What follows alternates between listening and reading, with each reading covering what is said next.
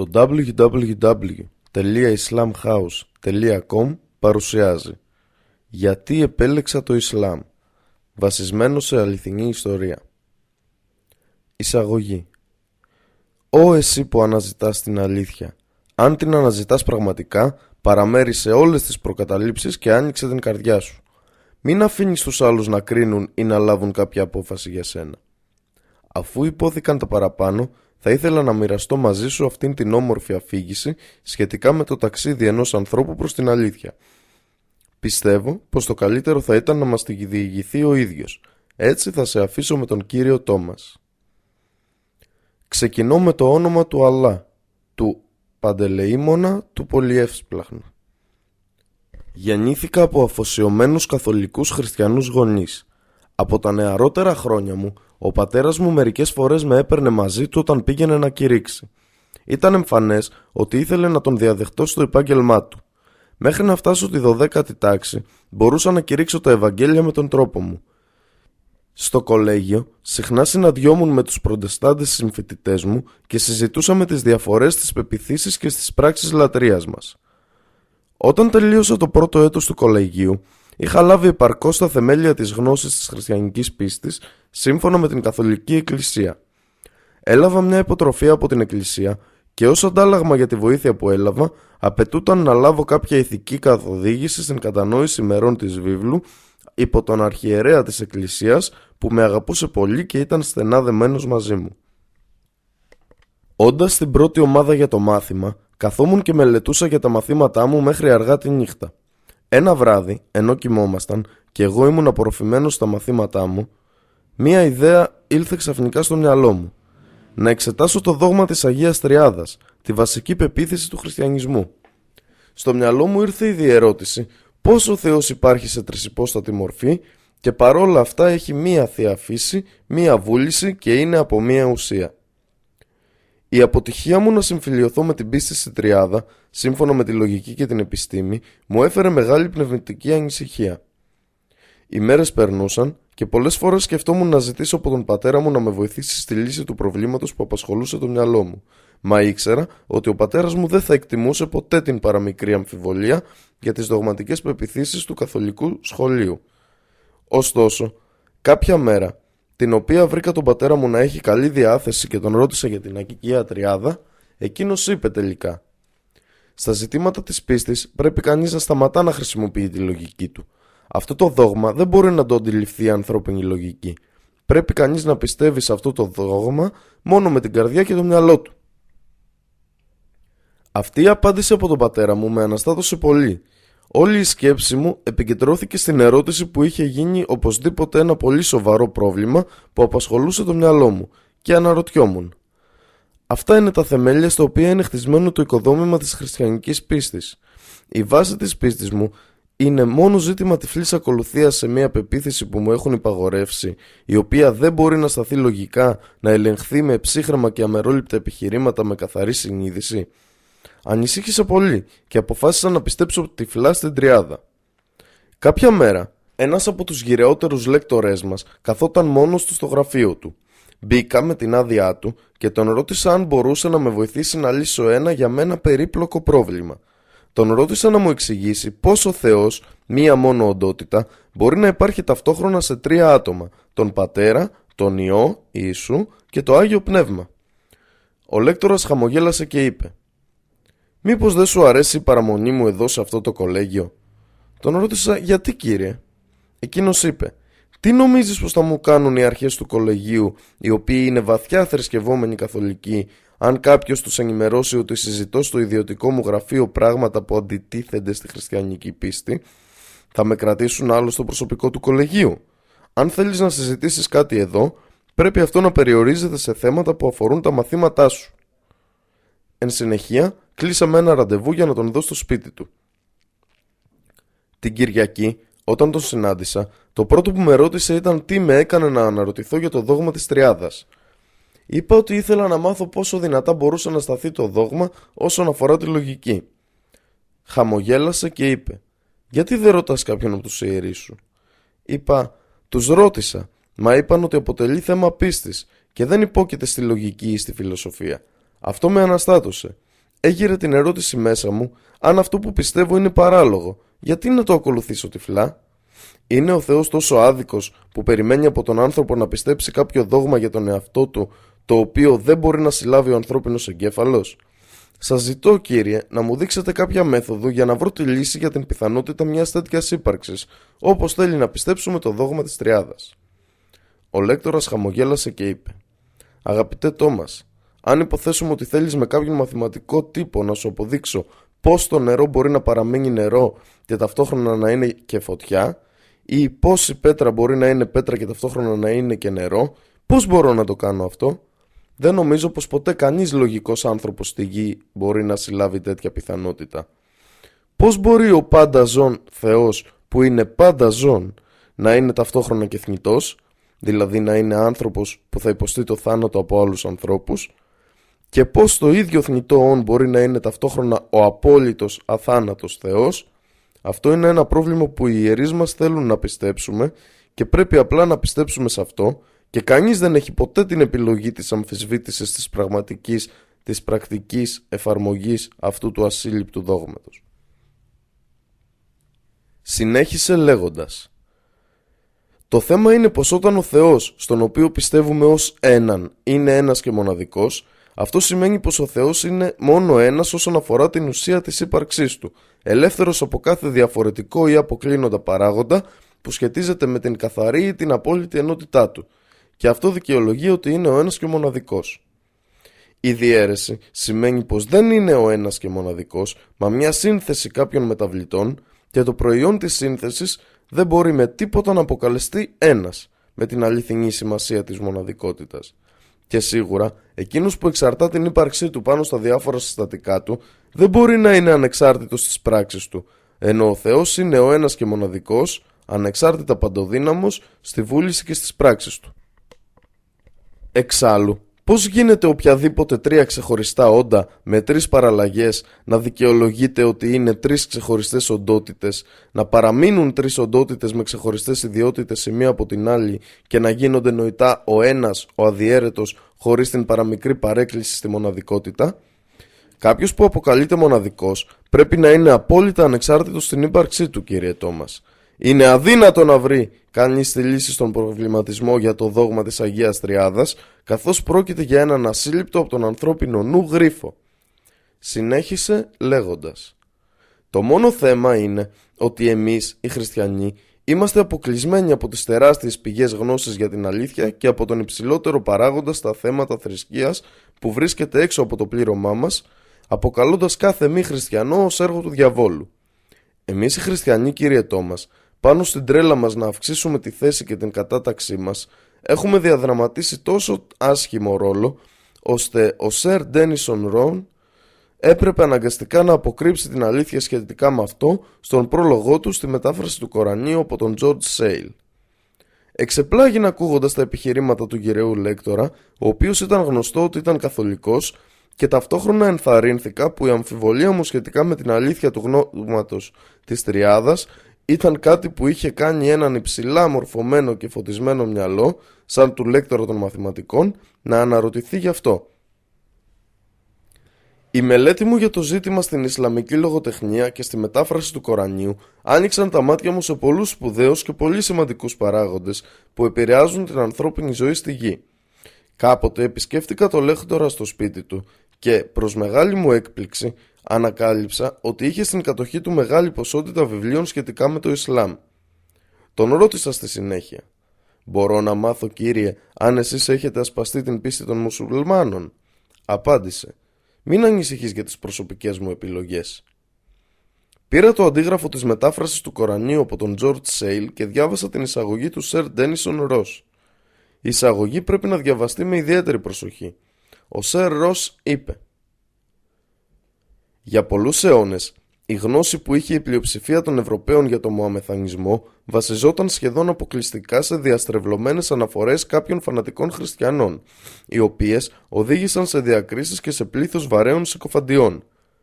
Το οποιοδήποτε καλό του Μωαμεθανισμού αγνοούταν εντελώς και ό,τι δεν ήταν καλό στα μάτια της Ευρώπης γινόταν αντικείμενο υπερβολής ή παρανόησης. Η ενότητα του Θεού και η απλότητα του δόγματός του ήταν μάλλον πιο ισχυρός παράγοντας για την εξάπλωση του Ισλάμ από το σπαθί. Μετάφραση των ενιών του Ιερού Κορανίου από τον George Sale. Εισαγωγή. Αυτή η δήλωση από τον διεθνούς φήμης σπουδαίο χριστιανό λόγιο μου δημιούργησε τη δίψα για να μάθω τα πρωτότυπα διδάγματα του Ισλάμ, ειδικά όσον αφορά την Ισλαμική εικόνα του Θεού. Πέρασαν περίπου 4 χρόνια και μέχρι τότε γνώριζα το περιεχόμενο του Κορανίου. Πολλά πράγματα είχαν γύρει την προσοχή μου.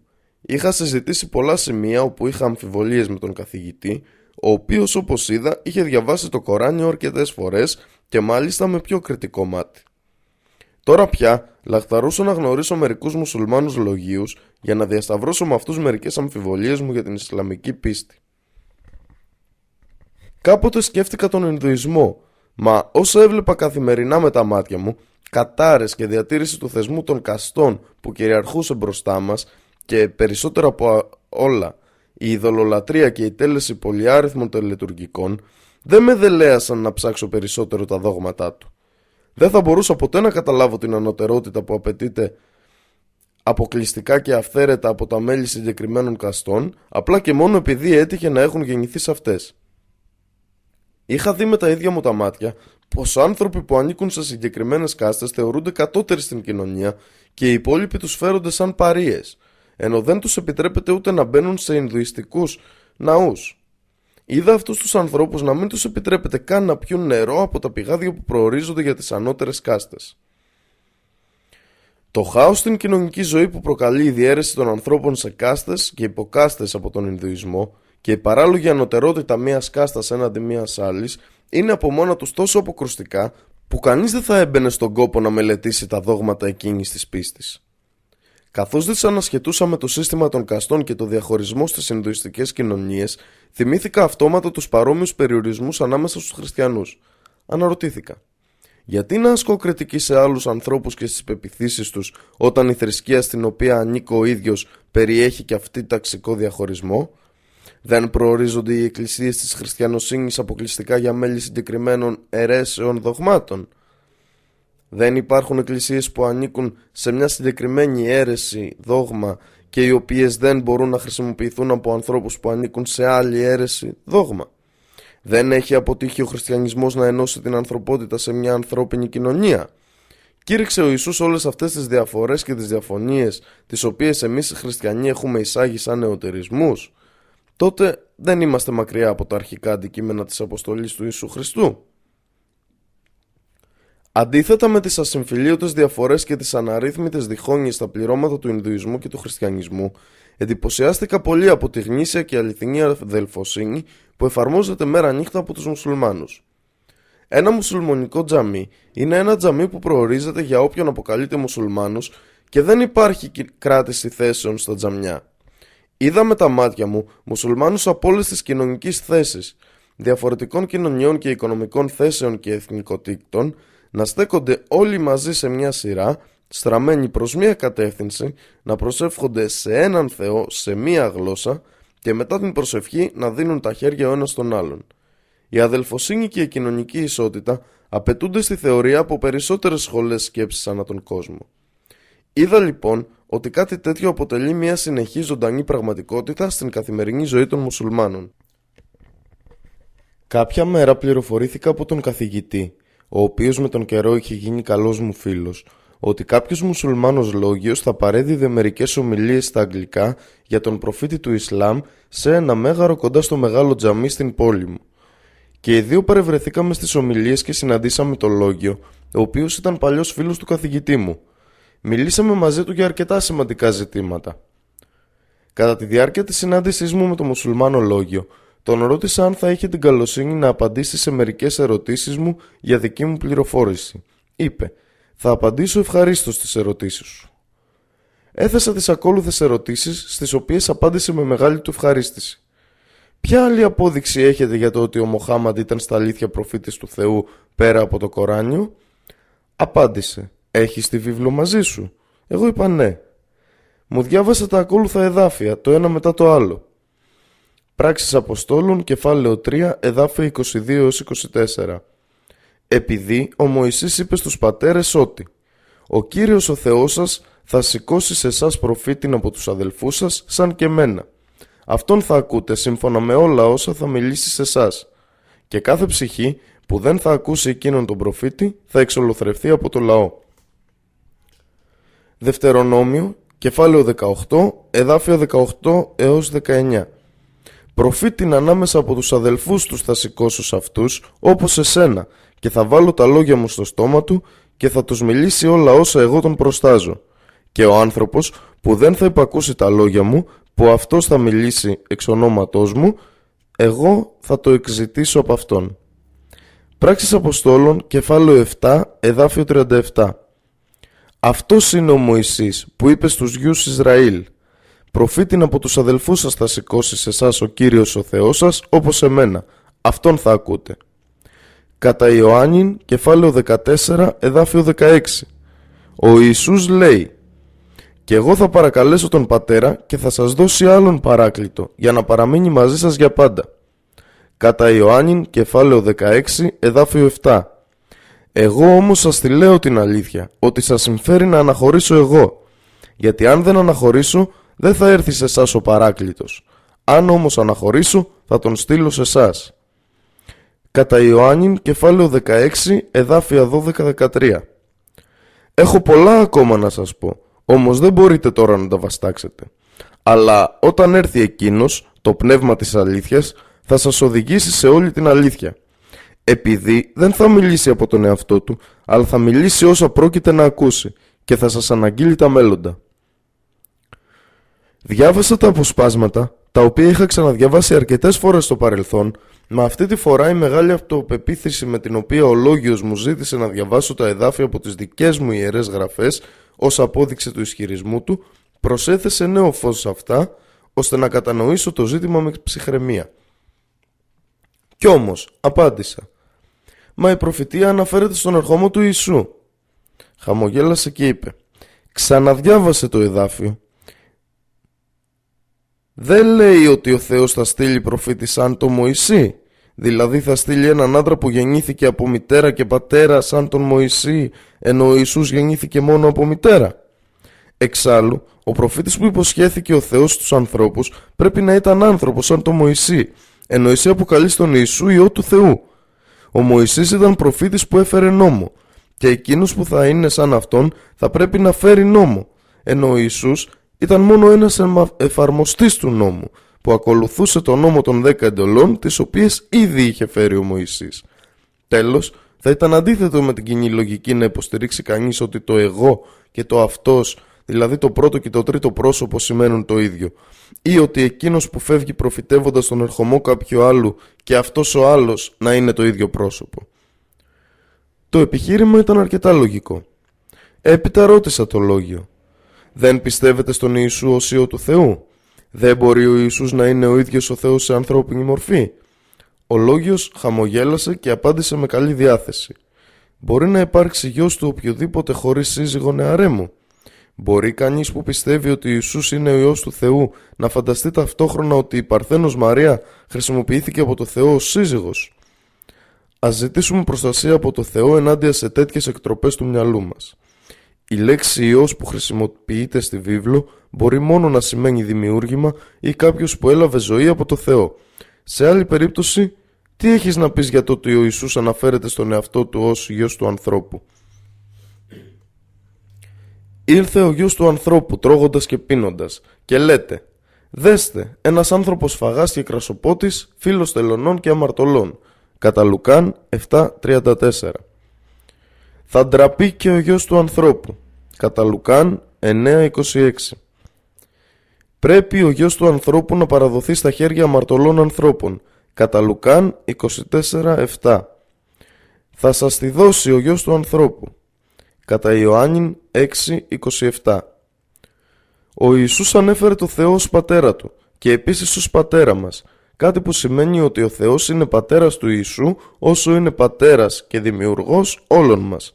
Επομένως, το ότι ο Ιησούς ήταν ο Υιός του Θεού εννοείται με την έννοια του δημιουργήματος του Θεού, και ο όρος αυτός που χρησιμοποιείται από τον Ιησού μπορεί να κατανοηθεί μόνο με την έννοια δούλος του Θεού, όπως αναφέρει τον εαυτό του ο Ιησούς. Κάτι τέτοιο μαρτυρείται από τα εδάφια σύμφωνα με τα οποία κάθε προφήτης του Θεού, από τον Αδάμ, έχει κατονομαστεί Υιός του Θεού στο κατά Λουκάν Ευαγγέλιο, κεφάλαιο 3, εδάφια 23-30. Ο Ιησούς αποκαλείται Υιός του Ιωσήφ και η γενεαλογία του Ιωσήφ φτάνει μέχρι τον Αδάμ, ο οποίος αποκαλείται Υιός του Θεού. Γιου του Ενός, Γιου του Σιθ, Γιου του Αδάμ, Γιου του Θεού.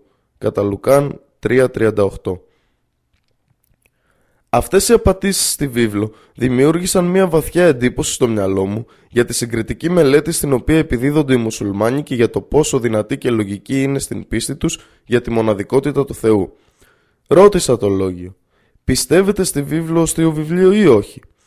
Ως απάντηση στην ερώτησή μου, μου ζήτησε να απαντήσω στις ακόλουθες ερωτήσεις.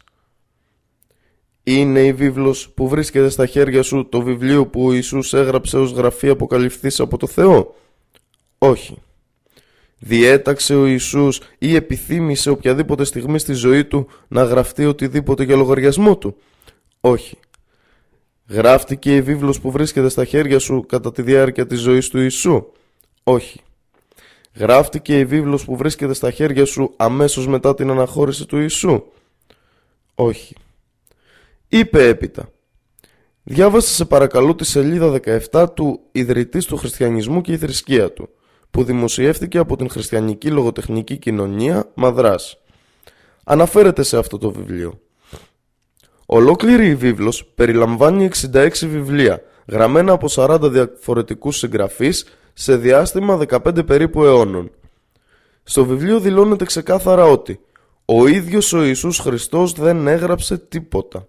Η προφορική διδασκαλία ήταν για πολλά χρόνια το μοναδικό μέσο για την εξάπλωση του χριστιανισμού. Για την καθοδήγηση των νέων προσήλυτων ήταν που συντέθηκαν οι νεότερες γραφές της Καινής Διαθήκης. Το ίδιο βιβλίο αποκαλύπτει επιπλέον ότι γράφτηκαν πιθανότητα 20 περίπου χρόνια μετά το θάνατο του Ιησού. Στη σελίδα 18 γράφει: τα Ευαγγέλια δεν δίνουν μια ολοκληρωμένη ιστορία για τη ζωή του Χριστού. Είναι περισσότερο από μνημονεύματα. Εγώ είπα: μα η βίβλος είναι ο λόγος του Θεού, εμπνευσμένος και γραμμένος από τους μαθητές του Ιησού.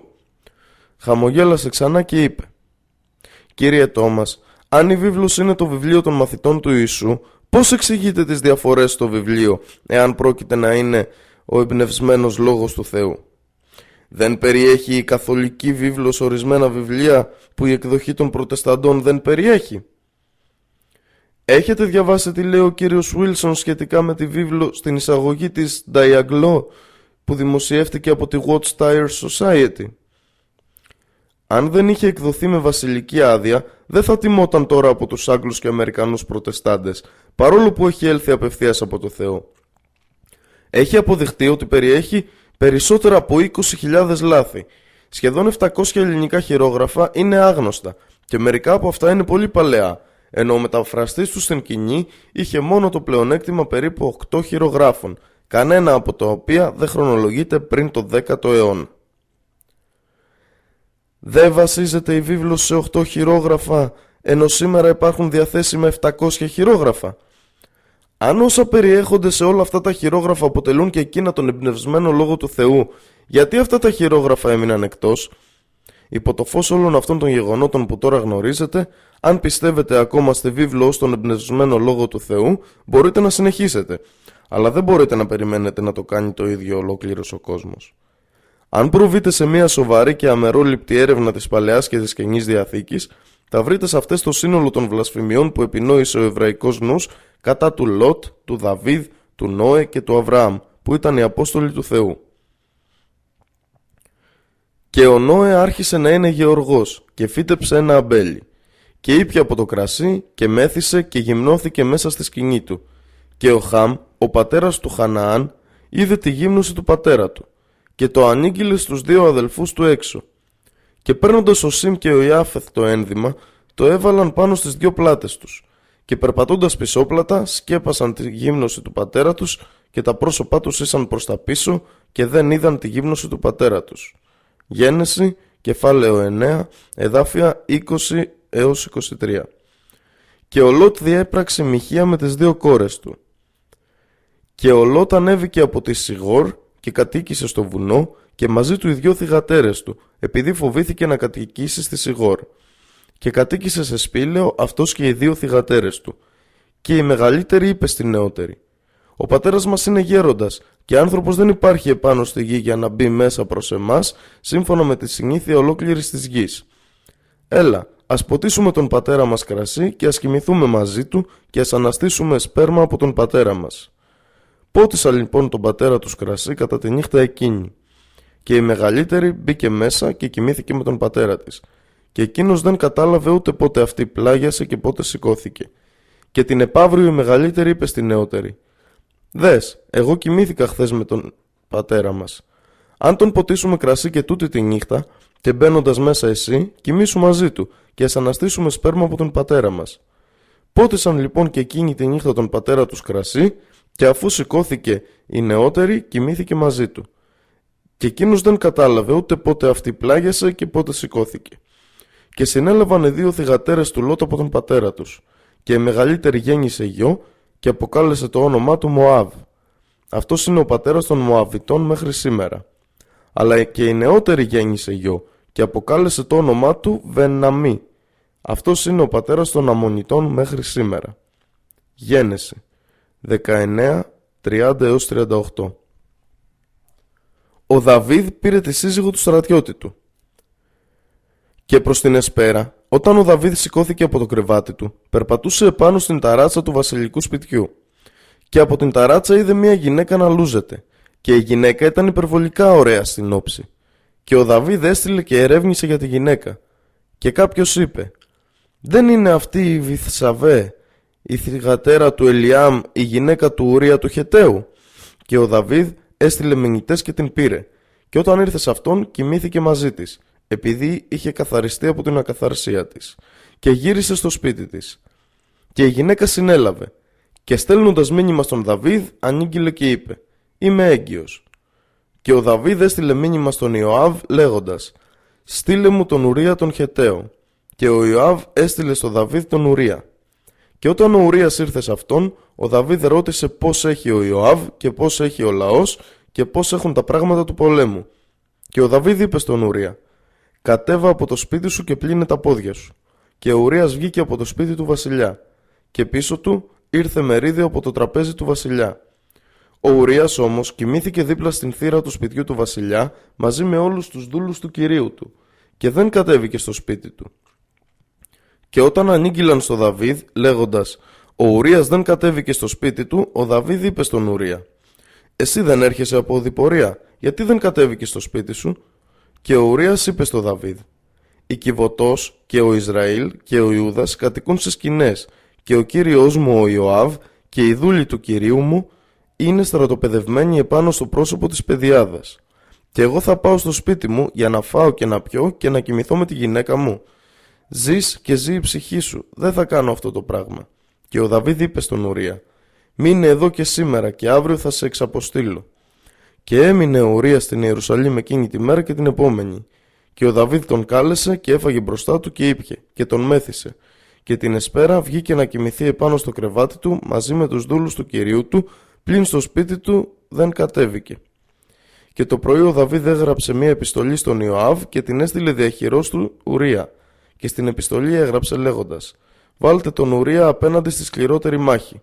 Έπειτα συρθείτε με αυτόν για να χτυπηθεί και να πεθάνει». Και αφού ο Ιωάβ παρατήρησε την πόλη, διόρισε τον Ουρία σε θέση όπου ήξερε ότι ήσαν άντρες δύναμης. Και βγήκαν οι άντρες της πόλης και πολέμησαν με τον Ιωάβ, και έπεσαν από τον λαό μερικοί από τους δούλους του Δαβίδ. Θανατώθηκε δε και ο Ουρίας ο Χεταίος.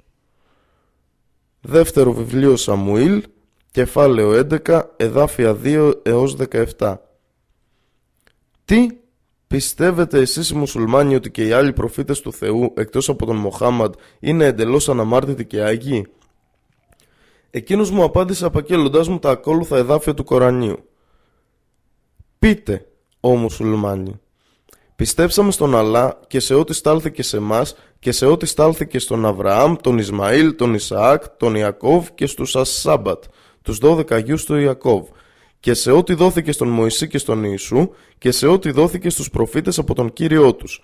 Δεν κάνουμε διάκριση ανάμεσα σε κανέναν από αυτούς και είμαστε σε αυτόν μουσουλμάνοι, υποταγμένοι. Κεφάλαιο 2, εδάφιο 136. Ο αγγελιαφόρος πίστεψε σε ό,τι του είχε σταλεί από τον Κύριό του και το ίδιο και οι πιστοί. Όσοι πίστεψαν στον Αλλά, στους αγγέλους του, στα βιβλία του και στους αγγελιοφόρους του. Λένε, δεν κάνουμε διάκριση ανάμεσα σε κανέναν από τους αγγελιοφόρους. Και λένε, ακούσαμε και υπακούσαμε. Αναζητούμε τη συγχώρεσή σου, Κύριέ μας, και σε σένα θα είναι ο τελικός προορισμός των πάντων. Κεφάλαιο 2, εδάφιο 285. Τα παραπάνω εδάφια του Κορανίου μαρτυρούν ολοφάνερα το γεγονός ότι ως ένα από τα θεμέλια της πίστης του, κάθε μουσουλμάνος πρέπει να πιστεύει όχι μόνο στον προφήτη Μοχάμαντ, αλλά και σε όλους τους άλλους προφήτες και αγγελιοφόρους, ως ειλικρινείς και ιερούς, και δεν πρέπει να προβαίνει σε καμία διάκριση ανάμεσά τους. Το ακόλουθο εδάφιο του Ιερού Κορανίου μας πληροφορεί για το γεγονός ότι οι προφήτες προήλθαν από το Θεό σε όλα τα έθνη όλης της γης. Δεν υπάρχει έθνος που να μην έχει έλθει ανάμεσά τους ένας προειδοποιητής. Κεφάλαιο 35, εδάφιο 24. Με έπεισε ότι το Ισλάμ και μόνο είναι μια περιεκτική πίστη που αναγνωρίζει όλες τις άλλες θρησκείες και που περιέχει μια αρμονική ολοκλήρωση όλου του καλού που συναντάται μόνο μερικώς στις υπόλοιπες θρησκείες του κόσμου. Το Ιερό Βιβλίο του Ισλάμ, το Ιερό Κοράνιο, είναι η τελική αποκάλυψη της Θείας Αλήθειας. Το περιορισμένο του ανθρώπινου νου στις διάφορες εποχές δεν επέτρεψε ούτε σε προφήτες όπως ο Ιησούς να αποκαλύψουν ολόκληρη την αλήθεια. Ο Ιησούς έπρεπε να αναχωρήσει ενώ εκκρεμούσαν ακόμη πολλά πράγματα που έπρεπε να πει στους ανθρώπους. Κατά Ιωάννην 16-14. Ο Ιησούς έπρεπε να πει στους ανθρώπους να περιμένουν μέχρι τον ερχομό του Πνεύματος της Αλήθειας για να αποκαλύψει ολόκληρη την αλήθεια. Κατά Ιωάννην 16-13. Εντυπωσιάστηκα περισσότερο από τις παγκόσμιες διαστάσεις της θρησκείας του Ισλάμ. Κάθε απάντηση από τον Λόγιο συνιστούσε ακλόνητο επιχείρημα. Με αφύπνισε ώστε να μπορώ να αναγνωρίζω ανάμεσα στην αυθεντική αλήθεια και τις επινοήσεις ψευδών και να μάθω πολλά νέα πράγματα για τα οποία ήμουν όλα αυτά τα χρόνια τυφλός. Αλλά δεν γνώριζα πώς να συμφιλιώσω την πραγματική γνώση της αλήθειας με την αρχική τυφλή δογματική πίστη μου και την παραμονή μου τώρα πια στη χριστιανική πίστη. Ήθελα να βρω μια αποτυχία από την πλευρά του λογίου για να απαντήσω ικανοποιητικά σε κάποια από τις ερωτήσεις, ώστε να έχω κάποια δικαιολογία, ακόμα και αν ήταν ψεύτικη, για να διατηρήσω τη θέση μου στη χριστιανική πίστη. Ο Λόγιος μετά από λίγο συνέχισε με την ερώτηση. «Μπορώ να σε ρωτήσω κάτι αν δεν σε πειράζει, να απαντήσεις απλά για την πληροφόρησή μου?» Εγώ είπα ναι. Εκείνος τότε ρώτησε. «Πιστεύεις ότι ο Ιησούς είναι Υιός του Θεού ή ο ίδιος ο Θεός?» Του είπα, «Ο Ιησούς είναι ο Θεός στη μορφή του Υιού του». Εκείνος είπε, «Μπορείς να φανταστείς ποτέ ότι κάποιος είναι αθάνατος Θεός και ταυτόχρονα θνητός άνθρωπος που παραδίδεται στα χέρια άλλων ανθρώπων για να υποβληθεί σε θάνατο? Μπορεί κάτι να βρίσκεται ψηλά και ταυτόχρονα χαμηλά, να είναι μαύρο και ταυτόχρονα άσπρο? Μπορεί να υπάρχει σκοτάδι και ταυτόχρονα φως? Τι φιλοσοφία είναι αυτή?» Συνέχισε λέγοντας, «Έχεις σκεφτεί ποτέ ότι υπάρχει μία ακόμη ερώτηση αναφορικά με το δόγμα της Αγίας Τριάδας που χρειάζεται να απαντηθεί από κάθε πιστό? Αν τρία διαφορετικά πλάσματα που είναι τρεις διαφορετικές οντότητες είναι παράλληλα ένα, με απόλυτη ενότητα, με όλη την τέλεια σημασία ή το νόημα της μοναδικότητας, ποιος είναι ο ελεγκτικός παράγοντας που τις κάνει να είναι τρεις αλλά και την ίδια στιγμή μία? Αν υπάρχει κάποιος παράγοντας που προκαλεί αυτό το εκπληκτικό φαινόμενο, τότε αυτή η ύψιστη αιτιούσα δύναμη που ελέγχει τον αριθμό και την ενότητα θα είναι μόνο ο πανίσχυρος Θεός και όχι οποιαδήποτε από τις τρεις που αποτελούν τα υποέλεγχο συστατικά. Επιπλέον, προκύπτει εδώ μία ακόμη προβληματική ερώτηση, την οποία ο πιστός στην Αγία Τριάδα θα πρέπει να απαντήσει, δηλαδή ποιος ελέγχει ή αποφασίζει ώστε ο χωρισμός της μίας οντότητας να γίνει σε τρεις διαφορετικές και όχι σε περισσότερες ή λιγότερες. Πρέπει να υπάρχει μία αιτία για αυτό το ελεγχόμενο φαινόμενο και αυτός ο αιτιών παράγοντας που ενεργεί υπεράνω των υπολείπων θα είναι ο πανίσχυρος Θεός και όχι ο καθένας από την τριάδα που θα είναι μόνο το αποτέλεσμα της ύψιστης αιτίας που ελέγχει. Κατά τον ίδιο τρόπο θα προκύψει και το ερώτημα ποια είναι η αιτιούσα δύναμη η οποία ορίζει οι τρεις να είναι μόνο μία όταν ενώνονται παρά να χωρίζονται σε πολλές ομάδες όντων. Και αν υπάρχει τέτοια αιτία, αυτή η ύψιστη αιτία ελέγχου θα είναι ο πανίσχυρος Θεός, όχι οποιαδήποτε από τις τρεις, που θα είναι μόνο οι υποκείμενες οντότητες. Υπό όλες τις συνθήκες, κανένας λογικός άνθρωπος δεν θα μπορούσε να πιστέψει ποτέ λογικά σε κανένα τέτοιο φαινόμενο, χωρίς κάποιον παράγοντα που το προκαλεί. Ωστόσο, η Αγία Τριάδα συνιστά απλά ένα προβληματικό δόγμα, που δημιουργήθηκε από τη Χριστιανική Εκκλησία και το οποίο κανένα λογικό επιχείρημα δεν μπορεί να αποδείξει ποτέ ως αληθινό. Έπρεπε αναπόφευκτα να συμφωνήσω με τις απόψεις του λογίου, καθώς δεν μπορούσα τώρα να πιστέψω λογικά ότι υπάρχει ένα «ον» το οποίο παράλληλα είναι το αντίθετό του. «Θα ήθελα, κύριε Τόμας», είπε ο Λόγιος, «να σκεφτείτε λιγάκι πώς η πίστη ότι Ιησούς είναι ο Θεός ή ο Γιος του Θεού συμπίπτει με το γεγονός ότι ήταν τόσο τρομοκρατημένος για την επικείμενη σταύρωσή του που φώναξε «Ηλί, ηλί, λαμά σαβαχθανή, Θεέ μου, γιατί με εγκατέλειψες». Κατά Ματθαίον 27:46. Τι φιλοσοφία είναι αυτή? Αν ο Ιησούς ήταν ο ίδιος ο Θεός, αυτό σημαίνει ότι ο Θεός εγκαταλείφθηκε από τον ίδιο το Θεό και μπορεί ο Θεός να ένιωσε απελπισμένος και να φώναξε για να σωθεί? Η ίδια η βίβλος σας, κύριε Τόμας, ανέφερε ότι ο Υιός του Θεού εγκαταλείφθηκε από τον Πατέρα του, το Θεό, στην οποία περίπτωση ο εγκαταλελειμμένος Γιος αυτόματα και φυσικότατα χάνει τα προσωπικά του προνόμια ως Γιος και τη σχέση του ως Γιος απέναντι στον Πατέρα. Τι λέτε, ποιο όφελος μπορεί να έχει η προσκόλληση σε έναν εγκαταλελειμμένο Γιο? Κύριε Τόμας, απαντήστε παρακαλώ. Ήταν σαν να με είχε χτυπήσει κεραυνός και δεν ήξερα τι να πω και τι να κάνω με την πίστη που ήδη κατήχα ως πιστός χριστιανός. Εξάλλου, συνέχισε ο Λόγιος, πιστεύετε ότι ο Ιησούς είναι ο ίδιος ο Θεός όταν πέφτει κάτω κλαίγοντας, προσευχόμενος σε κάποιον άλλο για να αφαιρέσει το ποτήριον του θανάτου με τη σταύρωση? Ρώτησα. Ωραία, κύριε. Πώς θα συμφιλιώνατε τη βία που ασκήθηκε από τον προφήτη του Ισλάμ με το γεγονός ότι ήταν Απόστολος του Θεού? Η απάντηση ήρθε αμέσως από το Λόγιο. Σας παρακαλώ, κύριε Τόμας, παραθέστε μου ένα μόνο περιστατικό από ολόκληρη την ιστορία της ζωής του προφήτη Μοχάμαντ για να αποδείξετε ότι διέπραξε ποτέ κάποια απρόκλητη επίθεση ή ένα μόνο περιστατικό κατά το οποίο πήρε την παραμικρή πρωτοβουλία επίθεσης ενάντια κάποιας ψυχής. Κάθε αποστολή μάχης της οποίας ήταν επικεφαλής ή την οποία επέτρεψε ήταν μόνο αυτοάμυνα. Η βίβλος κηρύττει αυτοπαράδοση στο βαθμό του που να τα δίνει κανείς όλα όσα έχει στην κατοχή του, όταν οτιδήποτε που βρισκόταν στα χέρια του είχε αφαιρεθεί από κάποιον καταπιεστή. Το ακολουθεί αυτό κανείς χριστιανός? Πέρα από την πολιτιστική ιστορία των χριστιανικών εθνών στην Ευρώπη, δεν θυμάστε τις απάνθρωπες μεθόδους που χρησιμοποιήθηκαν από τη χριστιανοσύνη για να εξαπλώσει την πίστη της? Αισθάνθηκα αμήχανα όταν άκουσα ότι είχε αναφερθεί και έπρεπε να ακούσω σιωπηλά τις καταγραφές της ατιμωτικής συμπεριφοράς των χριστιανών. Τελικά, τόλμησα να κάνω μία τελευταία ερώτηση. Υπάρχει το δόγμα της εξηλαίωσης των αμαρτιών του ανθρώπου μέσω του αίματος του Ιησού. Ο Ιησούς πλήρωσε το τίμημα των αμαρτιών του ανθρώπου, δηλαδή όποιος πιστεύει στον Ιησού εξαγνίζεται και σώζεται. Έχετε κάτι τέτοιο στο Ισλάμ? Ο ομιλητής χαμογέλασε και απάντησε. Φίλε μου, το μεγαλύτερο των δώρων του Θεού στην ανθρωπότητα είναι η κοινή λογική. Αν ο άνθρωπος τη χάσει από δικό του λάθος, τότε κανείς δεν μπορεί να τον βοηθήσει. Πρώτα πες μου αν το δόγμα ανταποκρίνεται στην κοινή λογική. Ο Α, για παράδειγμα, ένας χριστιανός στην πίστη, δηλαδή πιστεύει στον Ιησού ως σωτήρα του, λαιλατεί το σπίτι του Β και τα μέλη της οικογένειάς του Β. Η λογική συμφωνεί με το να μείνει ο Α ατιμόρυτος από τον νόμο, ιδιαίτερα από τον νόμο του δίκαιου κυρίου του σύμπαντος, απλά και μόνο επειδή ο Α αποδέχεται τον Ιησού ως σωτήρα του. Αναγκάστηκα να πω όχι, γιατί διαφορετικά θα σήμαινε ότι εγκαταλείπω την κοινή λογική μου και πάω ενάντια στον ορθό λόγο. Συνέχισε. Υπάρχει μια πολύ σημαντική οπτική του δόγματος της εξηλαίωσης μέσω του αίματος του Ιησού, δηλαδή όταν πληρώνουμε για κάποιο πράγμα αυτό γίνεται δικό μας και ο προηγούμενος ιδιοκτήτης αυτού του πράγματος χάνει εντελώς το δικαίωμα διεκδίκησής του λόγω της τιμής που ήδη έλαβε. Έτσι δεν είναι? Είπα ναι. Έπειτα είπε. Αν οι αμαρτίες του ανθρώπου έχουν πληρωθεί, ο Θεός δεν έχει κανένα δικαίωμα να τιμωρεί κανέναν αμαρτωλό.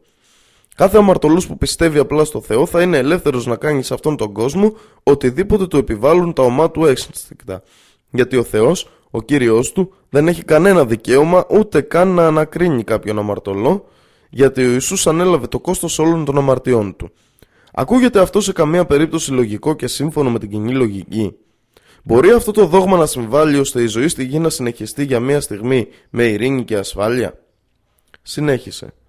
Σε παρακαλώ θυμήσου, το Ισλάμ θέλει κάθε άτομο να δεσμεύεται όντας υπόλογος για την ατομική ζωή του, καθώς και για τη συλλογική ζωή σε αυτόν τον κόσμο, όντας μέλος όχι μόνο του ανθρώπινου γένους, μα και μέλος της πλάσης του Θεού συνολικά. Το Ισλάμ συνεχώς προκαλεί και ενθαρρύνει τον άνθρωπο προς τη δικαιοσύνη με την υπόσχεση μιας ευλογισμένης ζωής κατά τη μέλουσα ζωή και τον προειδοποιεί επανειλημμένα ενάντια στο κακό και κατά συνέπεια την τιμωρία από τον δίκαιο Κύριο.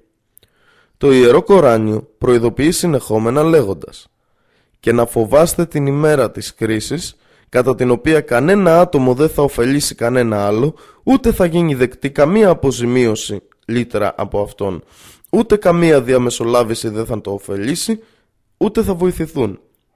Κεφάλαιο 2, εδάφιο 123. Όποιος καθοδηγείται, πηγαίνει στο σωστό δρόμο, καθοδηγείται μόνο για τον εαυτό του. Η αμοιβή θα είναι μόνο για τον ίδιο. Και όποιος παραστρατεί εναντίον του εαυτού του. Η τιμωρία θα είναι μόνο για τον ίδιο. Δεν υπάρχει καμία αμαρτωλή ψυχή που να υπομειστεί την αμαρτία της άλλης. Και ποτέ δεν τιμωρούμε μέχρι να στείλουμε αγγελιαφόρο για να προειδοποιήσει. Κεφάλαιο 17, εδάφιο 15. Ω εσείς οι άνθρωποι, σας έχουμε πλάσει από ένα αρσενικό και ένα θηλυκό και σας κάναμε σε λαούς και φυλές για να γνωρίζεστε μεταξύ σας και όχι για να καταφρονεί ο ένας τον άλλο. Βέβαια, ο πιο τιμημένος από εσάς στα μάτια του Αλλά είναι ο πιο ευσεβής ανάμεσά σας και ο Αλλά είναι Αλίμ, παντογνώστης και Χαμπίρ, γνωρίζει πλήρως για όλα τα πράγματα. Κεφάλαιο 49, εδάφιο 13.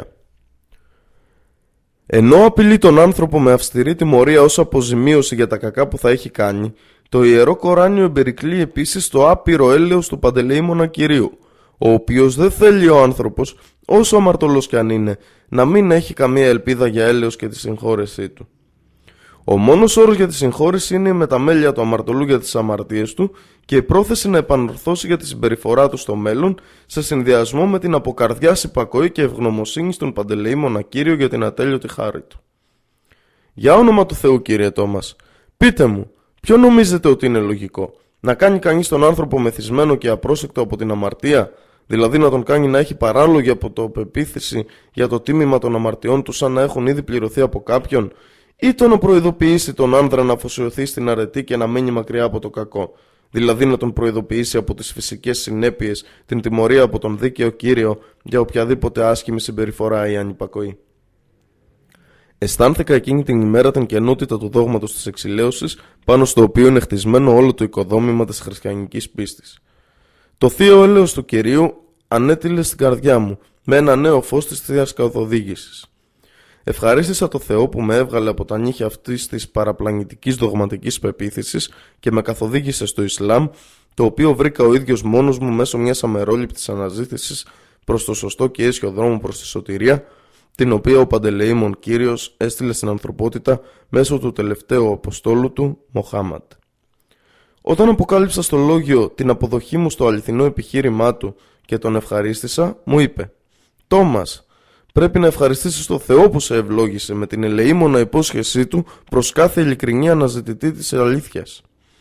Ο Παντελεήμων Κύριος, με το απέραντο έλεος του, εκπλήρωσε την υπόσχεση ελέος του να δώσει στην ανθρωπότητα συνεχή και παντοτινή καθοδήγηση μέσω του προφήτη Μοχάμαντ, ο οποίος έπρατε πάντα σύμφωνα με την καθοδήγησή του. Αφού συνάντησα τόσα δυνατά και ακατάρρυπτα επιχειρήματα κατά του δόγματος της Αγίας Τριάδας και άλλων θεμελιωδών πεποιθήσεων της χριστιανικής πίστης, το μόνο που μου έμενε ήταν να απορώ πως μια τόσο αστήρικτη πεποίθηση προσέλκυσε τόσους ανθρώπους ανά τον κόσμο. Κάποια μέρα είδα τον πατέρα μου να επιστρέφει στο σπίτι πολύ χαρούμενος και αμέσως μόλις έφτασε με κάλεσε και μου είπε «Θα χαρείς να μάθεις, γέ μου, ότι σήμερα έφερα 109 ψυχές στο πλήρωμά μας». Με τη βάπτιση τόσο μεγάλου αριθμού ατόμων, ο εδεσιμότατος επικεφαλής της αποστολής μας με επένεσε για τις υπηρεσίες μου και αύξησε το μισθό μου, καθώς και τη χρηματοδότηση για τις μετακινήσεις μου και μου έδωσε μια συμβολική ανταμοιβή που αναλογούσε στον αριθμό των ανθρώπων που βαπτίστηκαν χάρη στις προσπάθειές μου. Τον ρώτησα «Ποιοι είναι, πατέρα, αυτοί που βαπτίστηκαν?» Είπε Είναι από 5 γύρω χωριά, άντρες, γυναίκες και παιδιά. Τον ρώτησα. Είναι μορφωμένοι? Εκείνος είπε, όχι, είναι φτωχοί άνθρωποι από τις φτωχογειτονιές, εργάτες στα ριζοχώραφα των χωριών τους. Ρώτησα αν είχαν κατανοήσει πλήρως τον ασπασμό τους στην χριστιανική πίστη.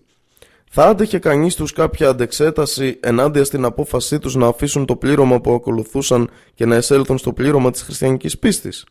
Απάντησε, τι εννοείς? Σου είπα ότι όλοι τους είναι αμόρφωτοι, φτωχοί και αναλφάβητοι, εργάτες από τις φτωχογειτονιές. Η ομάδα αποτελείται από άνδρες, γυναίκες και παιδιά. Τώρα θα πρέπει να πηγαίνω εκεί κάθε μέρα και να τους διδάσκω το δόγμα της πίστης μας. Ακούγοντας αυτά, χαμογέλασα και ο πατέρας μου, βλέποντάς με να χαμογελώ, ρώτησε: γιατί χαμογελάς, Τόμας, τι συμβαίνει? Είπα: τίποτα, πατέρα. Δεν βλέπω αυτόν τον μαζικό προσελητισμό καμία υπερηφάνεια ή ευχαρίστηση που θα διεκδικούσε κάθε αληθινή θρησκεία ή κάθε γνήσια και λογική πίστη, γιατί δεν είναι τίποτα παραπάνω από εκμετάλλευση της αμάθειας και της άγνοιας αυτών των φτωχών εργατών. Οδηγεί τους πνευματικά τυφλούς σε κάτι που ούτε γνωρίζουν ούτε αναγνωρίζουν. Πιστεύεις, πατέρα, ότι οποιοσδήποτε λογικός άνθρωπος θα ήταν περήφανος για το ότι έπεισε κάποιους αναλφάβητους ανθρώπους να αποδεχθούν τα δικά του ιδανικά και δικαιολογημένα να διεκδικήσει έστω και στο ελάχιστο τα εύσημα γι' αυτό? Ενώ η είσοδος σε μια πίστη όπως αυτή του Ισλάμ γίνεται μόνο μετά από μια λεπτομερή μελέτη και αναζήτηση από τους πολυμαθείς με τέλεια πίστη, εμείς οι χριστιανοί υπερηφανευόμαστε ότι μεγεθύνουμε τις τάξεις μας με μαζικούς προσελητισμούς αναλφάβητων εργατών που λόγω των συνθηκών εξαναγκάζονται να αποδεχτούν το χριστιανικό δόγμα χωρίς να γνωρίζουν αν αυτό που κάνουν είναι σωστό ή λάθος. Ένα αδαές μυαλό είναι σαν ένα λευκό φύλλο που μπορεί κανείς να ζωγραφίσει πάνω του ό,τι θέλει, και μόλις η αναγραφή τελειώσει πάνω σε ένα τέτοιο υλικό, οποιοσδήποτε καλλιτέχνης μπορεί να υπερηφανευτεί ότι σχεδίασε το σχέδιο μόνος του. Αν σήμερα, για να κερδίσουμε τη συμπόνια των αδαών μαζών, καφιόμαστε μπροστά στους αναλφάβητους προσήλυτους για την ανθρωπιά μας και την αυτοθυσία μας για το σκοπό της εξάπλωσης της πίστης μας, θα ξεχάσει ο κόσμος το διάταγμα των Μενδιολάνων, πατέρα? Ή μήπως όλες οι αγριότητες που διέγραψε η χριστιανοσύνη ενάντια στους ανήμπορους και αβοήθητους Εβραίους λόγω της εσωτερικής επιθυμίας να μεγενθύνει τις τάξεις της θα εξαλειφθούν? Συνέχισα. Αν μου επιτρέπεις, πατέρα, θα ήθελα να μάθω από σένα αν η βίβλος που κρατάς στα χέρια σου πρέπει μόνο να διαβάζεται, να απομνημονεύεται και να κηρύττεται στους άλλους, ή πρέπει να εφαρμόζεται στην καθημερινή ζωή? Αν πρέπει να εφαρμόζεται, πατέρα, θα μπορούσες να μου δείξεις αν ο χριστιανικός κόσμος στρέφει και το άλλο μάγουλο αν κάποιος του έχει χαστούκίσει το πρώτο? Μπορεί κανείς ειλικρινής χριστιανός ως τώρα να χαρίσει το πουκάμισό του όταν έχει χάσει το παλτό του? Εσύ, πατέρα, θα αφήσεις ανυπεράσπιστο το σπίτι μας αν κάποιος εισβάλλει στην κατοικία μας και μπήκε σε κάποιο δωμάτιο? Αν οι χριστιανικές δυνάμεις του κόσμου πιστεύουν στα αλήθεια το δόγμα της αυτοπαράδοσης, γιατί διατηρούν τις στρατιωτικές και αστυνομικές δυνάμεις τους? Πες μου, σε παρακαλώ, πατέρα, αν υπάρχει κάποιο όφελος στο να πιστεύει κανείς απλά σε κάποια χρυσά ιδανικά που στολίζουν απλά τις σελίδες ορισμένων βιβλίων και που μπορούν μόνο να κηρυχτούν αλλά ποτέ να εφαρμοστούν? Γιατί να μην δεχτούμε λογικά το δόγμα της αυτοάμυνας που διδάσκεται στο Ισλάμ και την αρχή της συγχώρεσης αυτών που μας προσβάλλουν, αν μετανοήσουν και διορθώσουν τη συμπεριφορά τους? Για όνομα του Θεού, πατέρα, πες μου πώς μπορούν τρεις διαφορετικές οντότητες να είναι παράλληλα μία απόλυτη τόσο στον αριθμό όσο και στη φύση της τέλειας οντότητας? Βασισμένος σε ποια λογική μπορεί κάποιος που έχει εγκαταλειφθεί από το Θεό να είναι ο ίδιος ο Θεός? Και αν πιστέψουμε ότι ο Ιησούς είναι ο Υιός του Θεού, κατά πόσο μπορεί ένας εγκαταλελειμμένος Υιός να διεκδικήσει τη σχέση με τον πατέρα του? Ποιο δικαίωμα έχει η χριστιανοσύνη να διεκδικήσει οποιαδήποτε αλήθεια σε αυτή, όταν η εξάπλωσή της ήταν το αποτέλεσμα απάνθρωπων φρικαλαιοτήτων που διαπράχθηκαν από τις χριστιανικές δυνάμεις εναντίον των φτωχών και αβοήθητων Εβραίων? Η συμπεριφορά των ομών βιοπραγιών που διαπράχθηκαν στο ιερό όνομα του Χριστού αναφέρθηκε ακόμα και από τις χριστιανικές αρχές στο διάταγμα των Μεδιολάνων και από την παγκοσμίως γνωστό λόγιο Γκίμπον στο διάσημο έργο του «Η παρακμή και η πτώση της Ρωμαϊκής Αυτοκρατορίας».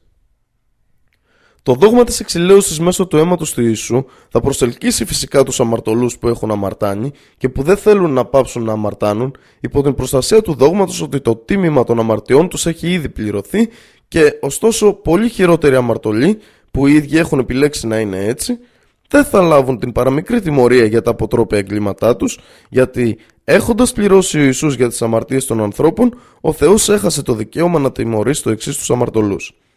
Υπάρχουν πολλά τέτοια σημεία, πατέρα, που χρειάζονται αμερόληπτη μελέτη και κρίση. Σου λέω, πατέρα, ότι όποιες κι αν είναι οι συνέπειες και όσες ατυχίες κι αν συναντήσω εγώ, αποφάσισα να μην πουλήσω, ούτε να χάσω τη συνείδησή μου και την κοινή λογική μου και να πιστεύω σε τόσο αστήρικτες δογματικές πεποιθήσεις. Ασπάστηκα το Ισλάμ και αν δεν θυμώσεις μαζί μου, άφησέ με να σου εξηγήσω τις λεπτομέρειες των ερευνών μου. Θα το κάνω όποτε μου ζητηθεί. Δεν θέλω να ασπαστεί κανείς κάποια δική μου σκέψη ή πεποίθηση με τη βία, γιατί η θρησκεία του Ισλάμ, την οποία τώρα δηλώνω ανοιχτά ότι έχω ασπαστεί, συνιστά ότι δεν πρέπει να υπάρχει κανένας καταναγκασμός σε θέματα πίστης, καθώς η αλήθεια έχει αποκαλυφθεί σβήνοντας το ψεύδος. Προς μεγάλη μου έκπληξη, βρήκα τον πατέρα μου να ακούει με απόλυτη προσοχή την έκθεση των προσωπικών μου απόψεων και πεποιθήσεων και στο τέλος είπε: «Γε μου, νομίζεις ότι ο πατέρας σου είναι ανόητος? Έχω έρθει περιστασιακά αντιμέτωπος με τέτοιες ιδέες στη διάρκεια της ζωής μου, οπότε είχα την ευκαιρία να συζητήσω για τη θρησκεία με τους μουσουλμάνους φίλους μου. Για όνομα του Θεού, κράτα αυτό το ζήτημα αυστηρά για τον εαυτό σου. Διαφορετικά, να είσαι σίγουρος ότι θα πεταχτούμε στο δρόμο σαν άποροι». Λίγες μέρες αργότερα, ο πατέρας μου αποφάσισε να ανακηρυχθεί και εκείνος ως μουσουλμάνος. Δηλώνω τώρα ανοιχτά για την πληροφόρηση και την καθοδήγηση όσων αναζητούν την αλήθεια, τα πραγματικά ευρήματα της ειλικρινούς έρευνας ότι το Ισλάμ όχι μόνο είναι η τελευταία θεία θρησκεία, αλλά είναι επίσης η τέλεια πίστη που περιέχει όλο το καλό. Ένα από τα πιο διακριτά και εντυπωσιακά χαρακτηριστικά του Ισλάμ είναι ότι απαιτεί από τους υποστηρικτές του να πιστεύουν ότι όλες οι θείες θρησκείες που προηγήθηκαν αποκαλύφθηκαν από το Θεό για τους ανθρώπους των αντίστοιχων περιόδων. Είναι ένα από τα θεμέλια αυτής της πίστης το ότι οι υποστηρικτές της πρέπει να πιστεύουν σε όλους τους προφήτες που στάλθηκαν στον κόσμο πριν τον προφήτη Μοχάμαντ ως ειλικρινείς και αναμάρτητους. Μοχάμαντ είναι το όνομα του προφήτη μέσω του οποίου όλη αυτή η κατανοητή πίστη αποκαλύφθηκε στην ολοκληρωμένη και τέλεια μορφή της για όλους τους ανθρώπους όλων των εποχών. Οι δυτικοί ήταν εκείνοι που έδωσαν σε αυτή την πίστη το όνομα Μωαμεθανισμός για να συμπίπτει με τη μόδα του χριστιανισμού, του βουδισμού, του κομφουκιανισμού, του ζωροαστρισμού και του Ινδουισμού. Από την άλλη, το όνομα της θρησκείας έχει ήδη δοθεί στο βιβλίο της, το Ιερό Κοράνιο, ως Ισλάμ, και ο προφήτης του Ισλάμ ονομάζεται μουσουλμάνος όπως κάθε άλλος πιστός. Εφόσον διάφοροι προφήτες κήρυταν ταυτόχρονα την αλήθεια σε διάφορες περιόδους, σε διαφορετικές γλώσσες, κάθε προφήτης του Θεού αναφέρεται στο Ιερό Κοράνιο ως μουσουλμάνος. Επομένως, ανακάλυψα πέρα από κάθε αμφιβολία ότι το Ισλάμ είναι η θρησκεία που χρειάζεται η ανθρωπότητα για την πρόοδό της σε όλους τους τομείς της ηλικής καθώς επίσης και της πνευματικής ζωής, ώστε να εξασφαλίσει τελικά τη σωτηρία της. Μία σύντομη εισαγωγή στο Ισλάμ για τους νέους μουσουλμάνους. Ισλάμ είναι το να υποτάσσεται κανείς απολύτως στον Αλλά, πιστεύοντας τη μοναδικότητά του, λατρεύοντάς τον και εγκαταλείποντας κάθε μορφή σιρκ, πολυθεϊσμού. Ισλάμ είναι η μόνη θρησκεία που γίνεται αποδεκτή από τον Αλλά. Είναι η τελευταία και τελική θρησκεία που έχει ακυρώσει όλες τις προηγούμενες θρησκείες. Ο Αλλά δεν αποδέχεται από τους δούλους του καμία άλλη θρησκεία εκτός από αυτή. Ο Αλλά λέει: «Η αληθινή θρησκεία για τον Αλλά είναι το Ισλάμ». Ιερό Κοράνιο, εδάφιο 19 του κεφαλαίου 3. Λέει επίσης: «Και όποιος αναζητά αντί του Ισλάμ άλλη θρησκεία, αυτό δεν θα γίνει αποδεκτό από εκείνον και στη μέλισσα ζωή θα είναι από τους ηττημένους». Ιερό Κοράνιο, κεφάλαιο 3, εδάφιο 85. Πώς να εισέλθει κανείς στο πλήρωμα του Ισλάμ? Οι δύο μαρτυρίες της πίστης. Ασχάντου αλά ηλάχα ηλαλά ου ανα Μουχάμανταν ρασούλου αλά. Για να εισέλθεις στο Ισλάμ πρέπει να γνωρίζεις τη σημασία αυτών των δύο μαρτυριών. Να τις προφέρεις λόγω καθαρής πίστης χωρίς την πραγματική αμφιβολία. Μετάφραση της Σάχαντα. Ασχάντου. Μαρτυρώ με γνώση και με πίστη και χωρίς την παραμικρή αμφιβολία. Αλλά ηλάχα ηλαλά. Ότι δεν υπάρχει άλλος Θεός εκτός από τον Αλλά. Ουαν Μουχάμανταν ρασούλου Αλλά. Και ότι ο Μοχάμαντ είναι ο αγγελιαφόρος του Αλλά. Η γενική της σημασία. Δεν υπάρχει κανένας Θεός που να αξίζει να λατρεύεται παρά μόνον ο Αλλά και ότι ο Μοχάμαντ είναι ο αγγελιοφόρος του Αλλά. Υπακούμε στις εντολές του, απέχουμε από ό,τι μας έχει απαγορέψει. Πιστεύουμε όλα αυτά για τα οποία μας έχει πληροφορήσει και ότι ο Αλλά δεν πρέπει να λατρεύεται παρά μόνο με τον τρόπο τον οποίο μας έχει διδάξει. Η Θεία Γραφή του Ισλάμ. Πρόκειται για το Κοράνιο που είναι τα λόγια του Αλλά και αποκαλύφθηκε στο Μοχάμαντ μέσω του αγγέλου Γαβριήλ. Αποτελεί καθήκον για τον μουσουλμάνο να απομνημονεύει ένα μέρος από αυτό, επαρκές για την ολοκλήρωση των προσευχών του. Πράγματι, όλες οι προηγούμενες γραφές είχαν διαστρεβλωθεί από τους ανθρώπους, αλλά το Κοράνιο παραμένει στην αγνή του μορφή όπως αποκαλύφθηκε στον Μοχάμαντ. Ο Αλλά έχει υποσχεθεί να το διατηρήσει μέχρι την ημέρα της Ανάστασης. Ο Αλλά λέει: «Στα αλήθεια, εμείς είμαστε που αποκαλύψαμε το Δίκρ, το Κοράνιο, και εμείς είμαστε που θα το διατηρήσουμε. Για το λόγο αυτό, κανείς δεν μπορεί να το διαστρεβλώσει». Αφού κάποιος μάθει τη σημασία των δύο μαρτυριών της πίστης, τις προφέρει και τις αποδεχτεί ολόψυχα, χωρίς να καταπιεστεί για να τις αποδεχτεί ή να του υποσχεθούν εγκόσμια πράγματα ως αντάλλαγμα για την προφορά τους, τότε θα έχει γίνει μουσουλμάνος και σε αυτόν ορισμένες πράξεις θα γίνουν υποχρεωτικές, ενώ άλλες θα παραμεριστούν. Αν πεθάνει αφού έχει προφέρει τις μαρτυρίες, θα εισέλθει στη τζάνα, ακόμα και αν δεν έκανε κάποια καλή πράξη. Οι 5 πυλώνες του Ισλάμ. Αυτοί οι πυλώνες πρέπει να τελούνται σωματικά, είτε η πράξη αποτελεί μαρτυρία στην καρδιά, ομολογία διαστόματος ή σωματική πράξη. Ο πρώτος πυλώνας. Οι 2 μαρτυρίες της πίστης. Δεν υπάρχει κανένας Θεός που να αξίζει να λατρεύεται παρά ο Αλλά και ο Μοχάμαντ, ιός του Αμπτουλά, ήταν ένας προφήτης και αγγελιαφόρος που εστάλει από τον Αλλά και στους ανθρώπους και στα τζιν για να τους καθοδηγήσει στη λατρεία του Αλλά και μόνο, χωρίς την απόδοση κανενός εταίρου σε εκείνον. Δεύτερος πυλώνας. Η Σαλά, προσευχή. Υπάρχουν 5 προσευχές στη διάρκεια της ημέρας και της νύχτας. Η αμοιβή που λαμβάνει ο μουσουλμάνος για την τέλεσή τους είναι ίση με την αμοιβή 50 προσευχών. Εάν τελεστούν σύμφωνα με τις απαραίτητες προϋποθέσεις, τους πυλώνες και τις υποχρεωτικές ενέργειες. Μερικές από τις προϋποθέσεις που πρέπει να τηρούνται είναι οι εξής. Το άτομο που θέλει να προσευχηθεί να είναι ένας υγιής στο νου μουσουλμάνος που έχει φτάσει στην ηλικία των 10, έχοντας κάνει ταχάρα, νύψη και έχοντας πρόθεση να τελέσει μια συγκεκριμένη προσευχή και να είναι στραμμένος προς την Κέμπλα, τη Μέκα, κατά τη διάρκεια της προσευχής. Ο τρίτος πυλώνας, Ζακά, ελεημοσύνη για τους φτωχούς. Κάθε μουσουλμάνος του οποίου η περιουσία έχει φτάσει τον Ισάμπ, ποσότητα περιουσίας που καθιστά υποχρεωτική για τον ιδιοκτήτη της στην καταβολή Ζακά, και βρίσκεται στην κατοχή του για 12 σεληνιακούς μήνες, υποχρεούται να δώσει το 2,5% από αυτήν στους φτωχούς και τους ενδεείς από τους συγγενείς του, τους οποίους δεν υποχρεούται να υποστηρίξει σύμφωνα με τον νόμο, καθώς επίσης και στους υπόλοιπους φτωχούς και ενδεείς μουσουλμάνους. Ο τέταρτος πυλώνας, νηστεία. Το άτομο πρέπει να έχει την πρόθεση να νηστέψει από τη νύχτα. Πρέπει να απέχει από το φαγητό, το ποτό και τη σεξουαλική επαφή από τη Φάτζρ μέχρι τη δύση του ηλίου.